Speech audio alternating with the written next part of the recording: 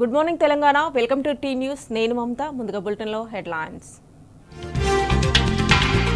భూసేకరణకు మరోసారి కాలు దువ్వుతున్న రేవంత్ సర్కార్. లగచెర్లలో ఇండస్ట్రియల్ కారిడార్ పేరిట మరో యత్నం. వరంగల్ జిల్లాలో రైతు ఆత్మహత్యపై బీఆర్ఎస్ రైతు కమిటీ అధ్యయనం. ఇవాళ బాధితులను పరామర్శించనున్న హరీష్ రావు, నిరంజన్ రెడ్డి. ఎట్టకేలకు దళిత బంధు ఫ్రీజింగ్ తొలగించిన సర్కార్. ఏడాదిగా బ్యాంకుల్లో మూలుగుతున్న నిధులు.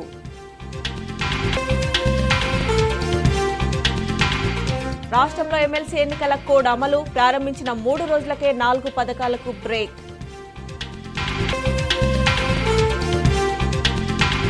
మెడికల్ పీజీ సీట్లన్నీ ఓపెన్ కేటగిరీనే.